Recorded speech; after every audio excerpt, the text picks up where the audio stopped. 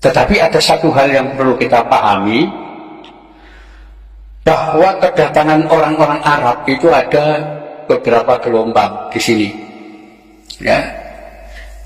Jadi pertama yang belakangan yang pakai gelar Sayyid, ya, itu masuk ke wilayah Nusantara, termasuk di Jawa, tahun 1790-an.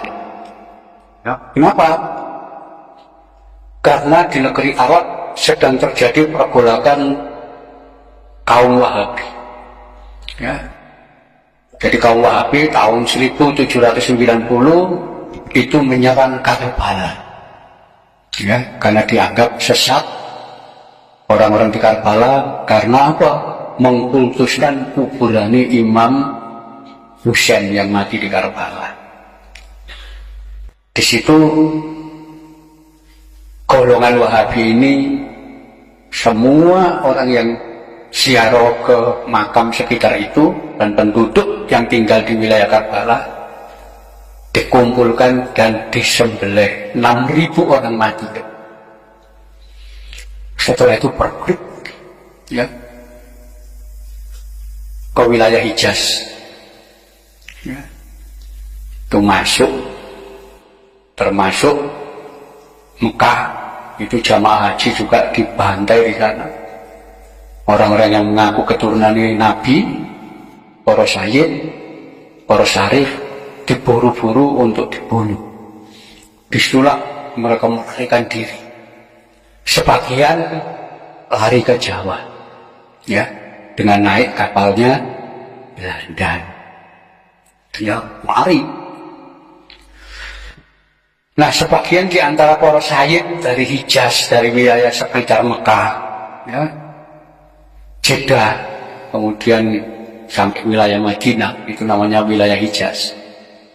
Itu sebagian masuk ke daerah Surakarta. Ya, mereka itulah kemungkinan kemudian oleh Sultan Hamengkubuwono II ditampung, ditolong, ya, dikasih tanah untuk tinggal di situ dan kawin dengan perempuan pribumi. Ya, wilayah tanah untuk para sayyid inilah, ya, yang di daerah Jogja sekarang dikenal dengan nama Kampung Sayyidan. Ya, itu sampai sekarang namanya Kampung Sayyidan. Para sayyid inilah yang nanti ikut mendukung pemberontakan Sultan Hamengkubuwono II. Ya, Sultan Hamengkubuwono II ini kakeknya Pangeran Diponegoro. Ya. Beliau kalah, tangkap, dibuang ke Penang, ya, dan kemudian pengikut-pengikutnya melarikan diri, termasuk sebagian para sayyid melarikan diri. Ya. Itulah tahun 1810, ya, ya mungkin saja Sayyid Husain ini dari kelompok itu yang awal-awal. Nanti ketika Pangeran Diponegoro mengangkat senjata tahun 1825, ya, itu hampir semua para sayyid yang tinggal di Kampung Sayyidan ikut ngangkat senjata. Ya, itu sebabnya ketika Pangeran Diponegoro kalah dan ditangkap, ya, tahun 1830, para sayyid ini dengan pengikut Pangeran Diponegoro tidak mau nyerah.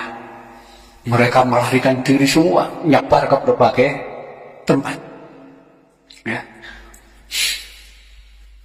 Itulah kita temukan banyak makam-makam para sayyid ini di berbagai wilayah. Ya. Itu cirinya para sayyid yang berasal dari wilayah Hijaz. Ya, Hijaz itu di daerah Mekah Madinah sana. Nanti baru tahun 1832, 2 tahun setelah Perang Diponegoro, itu didatangkan para habib dari Yaman. Ya, itu belakangan, gak melok perang. Ya, langsung datang di sini. Ya, itulah nanti diangkat oleh Belanda jadi kapten Arab macam-macam itu orang-orang yang dari Yaman. Ya, jadi gelombang itu. Jadi karena Mbah Sayyid Husaini ini tidak ada nama Yamannya, berarti beliau orang Hijaz. Ya, karena kalau beliau dari Yaman pasti ada nama marga. Nggak tahu itu Alif, Al-Idrus, As-Saggaf, ya, Al-Jufri atau siapa, itu nama wong Yaman. Ya, jadi beliau lebih jauh, berarti wong sekitar Mekah sana, bukan dari Yaman. Ya, kita temukan di wilayah Lumajang, itu makam keramat. Makam situ nih, makam Mbah Saji. Mbah Saji. Nah, ketika kita lacak ternyata, makamnya Said Abdul Qadir dan Said Abdul Rohim mengikuti di Ponorogo yang melarikan diri ternyata.